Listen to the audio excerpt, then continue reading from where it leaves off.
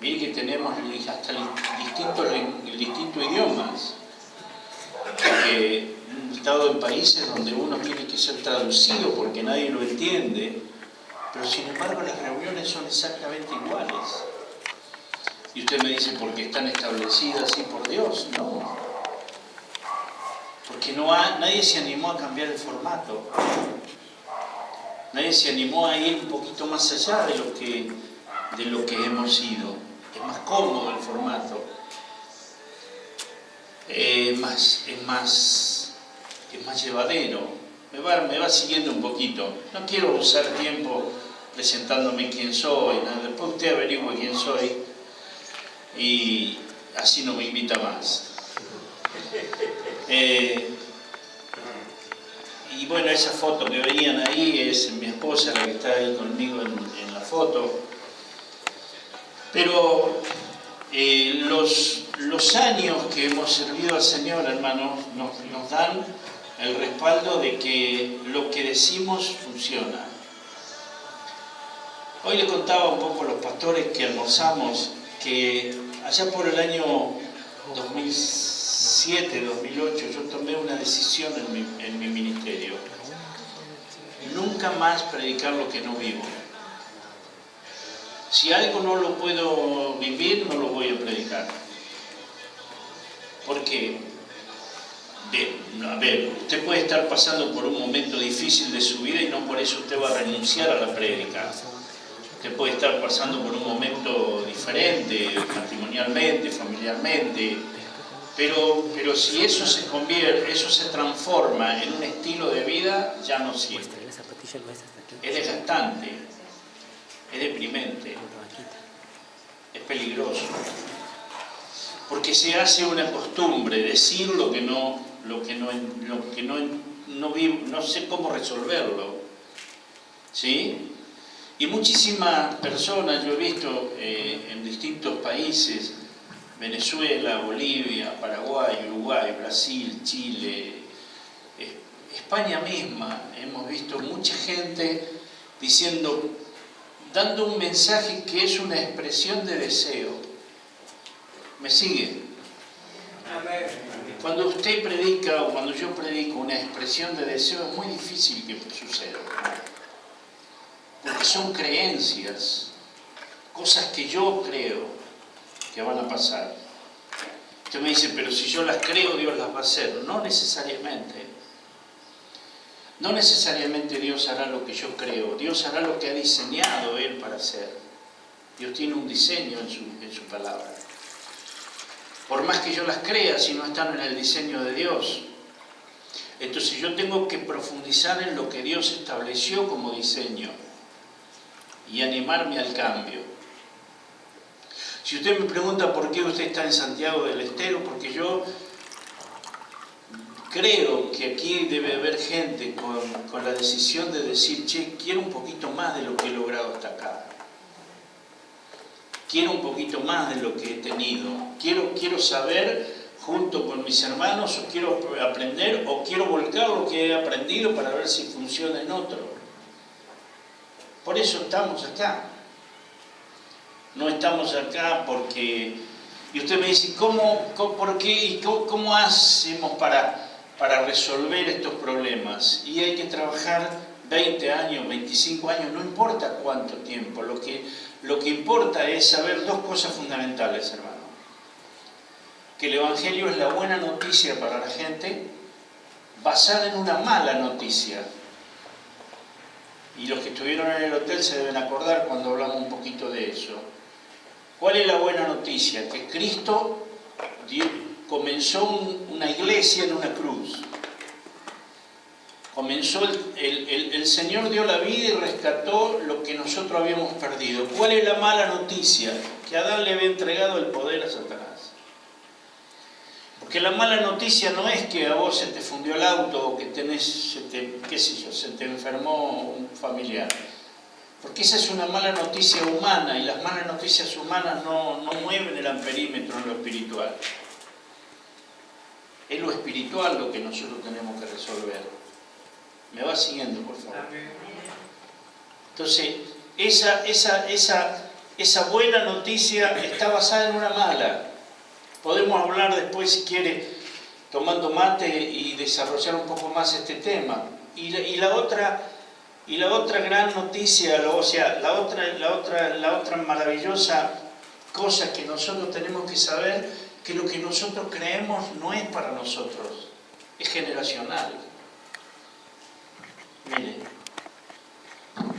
es generacional. Si nosotros seguimos haciendo lo mismo y no entendemos el Evangelio, le vamos a transmitir a ellos lo mismo que le hemos transmitido durante 17, 18 siglos. ¿Qué le ha transmitido la Iglesia a las generaciones durante todos los siglos que han pasado? Desde del tercer siglo, donde a un señor llamado Constantino se le ocurrió un día que había que disfrazarse de religión y se puso la ropa de la religión y estableció una religión en un lugar donde el Imperio Romano estaba edificando un montón de cosas que estaba edificando el Imperio Romano en Roma, porque usted hoy ve las fotos y escucha y dice la Plaza San Pedro donde el Papa habla. Eso fue una edificación de los romanos, no fue una edificación de la Iglesia Católica. Los romanos ya lo tenían todo empezado a eso y el imperio se estaba cayendo gracias a la Iglesia que crecía. La verdadera Iglesia crecía y el imperio se caía, y Constantino dijo: muchachos, disfracémonos con la ropa de la religión y llamemos a todos los cristianos que andan dando vuelta por el mundo. El primer concilio en Roma lo hizo Constantino. ¿Me va siguiendo, hermano? A mí me gusta mucho la historia, porque si nosotros no sabemos de dónde venimos, ¿cómo podemos saber a dónde vamos? Y hablando del mundo espiritual, ¿de dónde venimos nosotros? Nosotros no venimos de un cristianismo que se le ocurrió al señor Constantino. Nosotros venimos de las raíces hebreas, el que dio la vida por nosotros. Entonces es generacional. Mis nietos, mis bisnietos, mis hijos tienen que saber que el Evangelio no es para ir al culto solamente, más allá de que es bueno ir al culto. Que el Evangelio es fruto de alguien que rescató lo que se había perdido, que era la vida en Dios. ¿Amén? ¿Qué pasó? ¿Se rompió?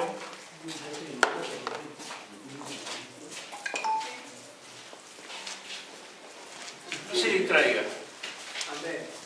Sigamos, dejen los técnicos que se ocupen. No, si queda alguno pegado, avisen, ¿saben? Hermanos, entonces me hago entender. Por eso estamos acá. Yo hablo siempre, nunca hablo en persona, siempre hablo un poco amplio, porque nosotros somos un ministerio que tratamos de trabajar en equipo y hablar en equipo. Tratamos de que cada uno de los hermanos que aporta para que esto sea posible también se sienta parte cuando hablamos. Si usted mira los videos míos en los aeropuertos y por ahí usted ve algún video mío en los aeropuertos, usted va a escuchar que yo digo: acá estamos en Cuba, o acá estamos en Panamá, o acá estamos, y usted dirá: pero ¿y este tipo con quién andará? No, ando solo, pero para mí estamos corporativamente allí, porque no puedo olvidarme de la gente que compró el pasaje, que me dio la bendición de poder movernos para hacer lo que hacemos. Somos un cuerpo, y de eso es lo que quería, si podemos verlo, y después, si no, bueno, lo vamos a hablar. Pero somos un cuerpo, y ese cuerpo no se llama Asamblea de Dios, no se llama cuadrangular o pentecostal, se llama la Iglesia del Señor. Ese cuerpo es la Iglesia de Cristo en la tierra, y la Iglesia de Cristo en la tierra es la bendita manifestación de Cristo mismo, pero no Cristo mismo viniendo cada vez que usted se reúne para tener un culto. Es Cristo mismo personificado en nosotros. Porque la vida de Cristo no está en un culto, hermano.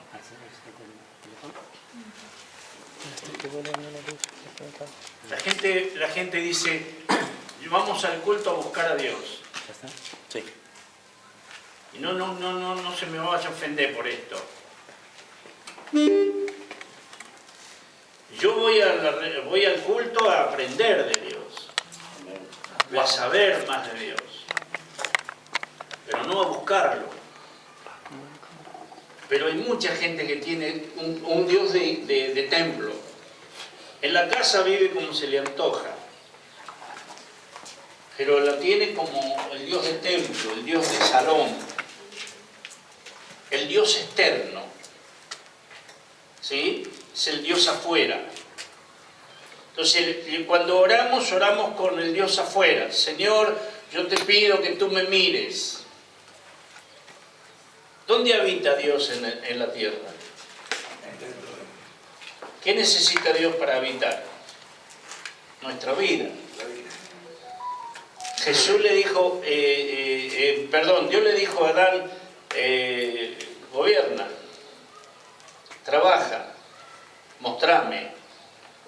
Sos el único que está hecho a imagen y semejanza. La vaca no va a poder mostrar, el perro tampoco, el elefante tampoco. El único que está hecho a imagen y semejanza de mí eres tú, así que muéstrame. Es interesante.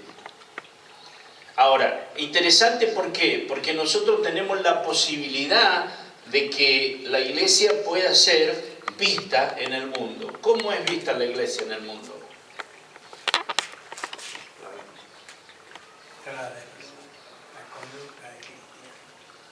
La conducta, el trabajo, la prosperidad, el avance, la sabiduría. Y no estoy hablando de que usted tiene... Yo tengo mucha gente en mi familia que no quiere saber absolutamente nada con el Evangelio. Es un problema personal. Pero eso no cambia mi conducta o mi imagen. ¿Me hago entender? O sea, ¿cómo está vista la iglesia? ¿Cómo se ve la iglesia? O vamos por más en la pregunta. ¿Qué es la iglesia para el mundo? Porque para el mundo, cuando usted habla de la iglesia en la ciudad, dice, mira, te estoy esperando enfrente de la iglesia. ¿Dónde cree la gente que usted está? En la plaza frente a la Católica. Porque la palabra iglesia se convirtió en una religión. Porque la palabra iglesia se identificó con un templo. Y la palabra iglesia es una de las únicas palabras que Jesús habló en el griego. Es una palabra griega. Es casi la única que Jesús usó. Jesús usó dos palabras del griego. Una es iglesia. Y la otra es apóstol. Mira qué contrariedad. Nosotros tuvimos, no sé, 70 años discutiendo si hay apóstoles, si no hay apóstoles. ¿Qué importa si hay apóstoles o no hay apóstoles? Lo importante es el trabajo que usted haga. Amén. Si no le dicen apóstol, despreocúpese. Si no, Dios no lo llamó a que le den una fichita o una tarjeta o una creencia. Dios lo llamó a mostrar a Él, mostrarlo a Él. Y la otra palabra es iglesia. Porque los griegos, cuando querían convocar el soberano en Grecia, no se olvide que Grecia en aquellos años, bueno, acá tenemos un docente, eran islas, muchas islas. Y las islas tenían un representante de cada isla, que era cuando el soberano convocaba a la asamblea, porque no es otra cosa más que la palabra quiere decir asamblea, o sea, juntar, reunirse. El soberano gritaba, iglesia, hay que a la asamblea. Y cada isla enviaba un representante. Era buenísimo que te eligieran para representante delante del soberano, pero no era tan bueno porque no regresabas nunca más a tu casa, te tenías que quedar ahí. Entonces, cuando Dios te llama a la iglesia, o naces de nuevo, o te la pasas yendo y viniendo, y no eres iglesia, es alguien que simpatiza con la iglesia. Para ser iglesia, Jesús se lo dijo clarísimo a Nicodemo. ¿Qué hago?, le dijo Nicodemo. Y tienes que ir al reino, Nicodemo. ¿Y cómo entro al reino? Nace de nuevo, punto y aparte. Entonces nos hemos pasado la vida explicando qué es el reino, hermano. Juan piensa de una manera, Pedro piensa de otra, y el reino no es un lugar físico, es un ambiente, es un ámbito espiritual. Tiene que nacer de nuevo, chango. Eso es lo que le dijo Jesús a Nicodemo. Si no naces de nuevo, ¿qué sigues hablando como antes? Cuando estás bien, hablas bien. Cuando estás mal, hablas mal. Cuando tienes plata, tienes mucha fe. Cuando no tienes plata, no tienes fe. Cuando te quieren formar, si te interesa, te quedas sentado. Cuando no te interesa, te enojas con el pastor. O sea, vivís una vida de nacido de nuevo. No, o sea, no estoy diciendo que sea un problema suyo. Estoy diciendo a lo que nos dedicamos, ¿sí? A donde enfocamos nuestro seminario, ¿sí, hermano? Quiero mostrarles rápidamente, porque esto lo vamos a hacer rápidamente, algo que nosotros le llamamos, miro para allá porque no me anda acá la compu, columnas que sostienen una fortaleza. No, eso no era. Ahí está. Semipra, el Seminario Bíblico Práctico. Bueno, ese es nuestro ministerio, eso mucho no interesa. Pero vamos a evangelización. Nosotros hemos trabajado esta idea porque Jesús dijo: id por todo el mundo y predicad el evangelio a toda criatura. Ya ahí comenzamos mal, pastor Carlos. Porque Jesús no dijo ir por todo el mundo y plantar iglesias. Amén. Ir por todo el mundo y predicar el evangelio. La iglesia la planté yo, dice el Señor. Yo la edifiqué, yo la gané. A ver, usted me va a decir: ¿y ahora cómo hago? ¿Y ahora cómo lo digo? Tranquilo, esto no es un problema suyo ni mío, esto lleva siglos que la venimos viendo cambiada. Es como los hinchas de Boca, ¿viste? La ven cambiada.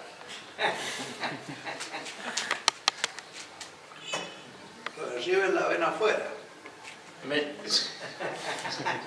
Nosotros la vemos por televisión. Y le dijo: id. ¿Sabe lo que significa id? Id, si usted va al original, dice: mientras van yendo. Miren qué palabra, id. Pero lo que en el original dice: mientras van, prediquen el evangelio. Mientras van. ¿Sabe cuando te alcanza la miseria? El proverbio lo dice: cuando te detienes. Al que se duerme, lo alcanza la miseria. Si yo me duermo, la miseria me alcanza. ¿Sabe la Biblia cuando habla de la miseria? Habla de un perro flaco y sarnoso. Imagínese usted en qué condiciones están las personas que se dejan alcanzar por la miseria. Y no estoy hablando de miseria, estoy hablando del mundo espiritual. Porque la pobreza no tiene características eternas, pero lo espiritual sí. Usted puede ser muy pobre hoy y entiende la vida espiritual de Dios y mañana ser un hombre prosperado. Venimos de ahí, venimos del mate cocido y la torta frita a la noche porque no había otra cosa. Y hoy por lo menos podemos hacer una tortilla de huevo. No, gracias Señor, Dios me toma en cuenta eso y se arma lío. Pero muchachos, ¿sí? Mientras van yendo, presentar el mensaje de salvación en Cristo Jesús para que las personas conozcan a Dios. Esto es muy importante, querido hermano, hermana. Usted no fue llamado, y no se me tilde con esto, y usted dice: no, es que lo voy a invitar a este tipo, me vino a cambiar toda la iglesia. No. Si a mí me dijeron, cuando yo recién me convertí al Evangelio, hace 40 años atrás, me dijeron que Dios me había llamado para ganar almas. Después, estudiando la Biblia, yo me di cuenta que las almas ya estaban ganadas por Cristo y que yo tenía que hacer otro trabajo. Yo tenía que presentar el mensaje de salvación, notificando a las demás personas que Cristo había dado la vida por ellas.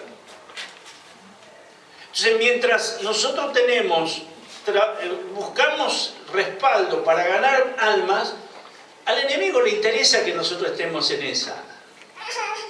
Porque la gente ya está ganada, papá. La Biblia dice que Dios envió a su Hijo para que todo aquel que en Él cree no se pierda, mas tenga vida eterna. En Él cree. Porque los que no han creído ya se perdieron. Entonces, mientras la iglesia está dedicada a ganar almas y a luchar con el que no quiere, pero te pasas la vida renegando con el que no quiere. Sin embargo, el mensaje es otro, el mensaje es este, mire, presenten el Evangelio de Salvación en Cristo para que las personas conozcan a Dios. Porque fue lo que dijo Jesús en Juan 17. Después, si lo quiere, el hermano está anotando, anótelo hoy. Juan 17, Jesús dijo, Señor, que te conozcan a ti, porque tú eres la vida eterna. Amén. Amén. Yo le estoy tirando títulos aquí de los talleres y de los trabajos que nosotros tenemos. No está esto discipulado. Aplicación del modelo discipular a individuos. Si después que usted tiene la gente, que ganó la gente o que se acercó a la gente, si usted no la disipula, por eso le digo son títulos, ¿no? Si usted no la disipula, ¿qué pasa con la gente?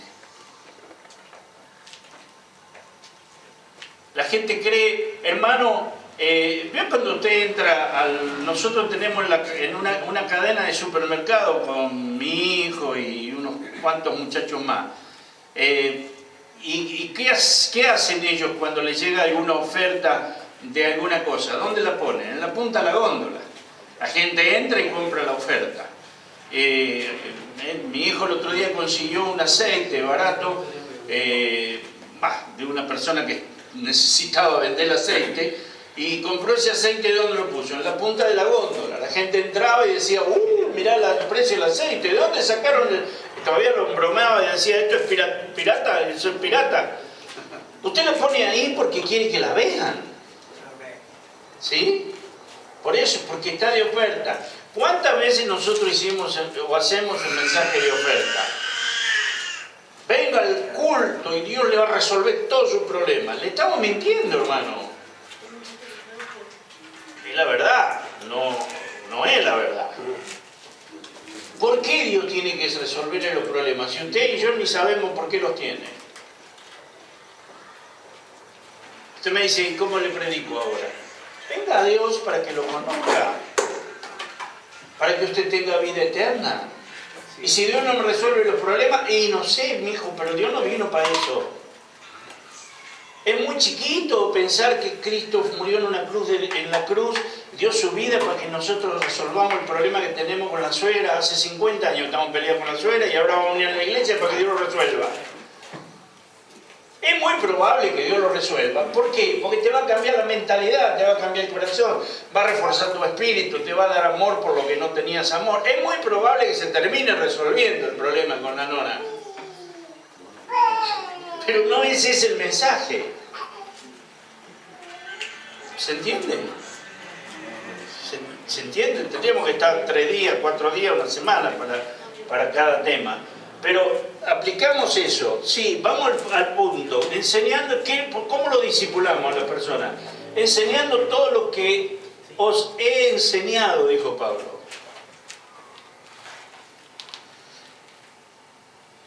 Amén. No hay mucho secreto. Mira lo que se animó a decir Pablo. ¿Por qué Pablo dice eso? Algunos judíos dicen porque era un soberbio. Pero en realidad, ¿sabe por qué dice eso? Porque Pablo se animó a enseñar lo que enseñaba Jesús. Sé imitadores de mí como yo de Cristo. ¿Qué es un imitador? El que hace lo mismo, copia. No fue ningún sabio Pablo, copió lo que hacía Cristo, él vio que funcionaba. ¿Por qué nosotros copiamos lo que hace, qué sé yo, un famoso de Guatemala, un famoso de Nicaragua, el otro famoso de no sé de dónde? ¿Por qué no copiamos lo que hizo Cristo, hermano? Y por ahí nos sale bien. ¿Me va siguiendo? ¿Sí? Soy discípulo, aprendo de mi mentor. Soy mentor, enseño lo aprendido a mi discípulo. No le cambio nada. Discipular, la misma raíz de disciplinar. Usted va a ser disciplinado cuando sea discipulado. Va a aprender un montón de cosas que tienen que ver con la disciplina. No, hermano, a mí me discipulan, pero yo de mi vida voy a hacer lo que quiero. Y usted tiene que sacarlo del equipo de discipulación. ¿Para qué va a perder tiempo? Porque ¿sabía usted que su tiempo es lo más caro que usted tiene? Lo más caro que usted tiene no es su tarjeta de crédito, hermano, es su tiempo. Avanzamos para capacitar, equipar, entrenar. Aplicación del modelo discipular a naciones. ¿Sí? ¿Cómo se discipulan las naciones? A través de los sistemas. Sistema de salud, sistema educativo, sistema económico, sistema financiero, sistema de gobierno, sistema. ¿Dónde está la iglesia en los sistemas? Todavía en ningún lado. La historia nos dice a nosotros que en el siglo XX la única institución que no aparece en la historia del siglo XX es la iglesia. Aparecen algunos chispazos como Luis Palau, Billy Graham, algunos chispazos, 3 o 4. Pero la historia de la iglesia en el siglo XX no se escribió absolutamente nada sobre la iglesia. Y yo no creo que Dios haya tenido la intención de salir de la historia. Algo hicimos mal, querido. Se anima a intentarlo. Amén. Mire, discipular sistemas. Discipular naciones, ¿a través de qué? Discipular sistemas. Vamos al otro. Vida y cultura del reino. Voy a pasar rápido esto para que usted... Venga tu reino, hágase tu voluntad, como en el cielo, así también en la tierra. ¿Cómo sabe usted lo que... ¿Qué quiere decir la palabra voluntad ahí en ese caso? Porque las palabras fueron traducidas. La Biblia fue traducida en tres etapas, ¿sí? Es muy difícil traer la palabra original cuando llegó al español. Cuando llegó al español se complicó peor todavía. El problema es que lo maravilloso es que Dios no tiene idioma. Esto quiero que se lo grabe, querido, con todo su corazón. No porque lo diga yo, sino porque es una realidad espiritual. Dios no tiene idioma, Dios tiene lenguaje. Los idiomas se salieron de la Torre de Babel. ¿Sí? El lenguaje espiritual sigue siendo el mismo. Dios no tiene frontera ni idioma, tiene lenguaje espiritual. Si vos, yo, no escuchamos a Dios en el espíritu, todo lo demás es cartón pintado, chango. Puede venir el profeta más mentado de donde venga, y me puede decir a mí lo que quiera, y no estoy ofendiendo ni diciendo que no creo. Creo en todo eso bien ordenado, pero que sea del Espíritu, porque si no es del Espíritu, es más confusión de la confusión. Amén. Voluntad, pensamiento. El pensamiento de Dios. Padre, yo quiero regresar a donde estaba. Pero no quiero que se haga tu voluntad, no quiero que se haga mi voluntad, sino la tuya. Jesús tenía súper claro cómo pensaba el Padre. Es un pensamiento de Dios sin que Dios te lo diga, pero en el Espíritu tú lo tienes que saber. Hágase tu voluntad. Porque el Padre Nuestro es una oración judía. Usted puede repetir el Padre Nuestro, pero sí, mi querido hermano. Pero es una oración que Jesús le enseñó a los judíos.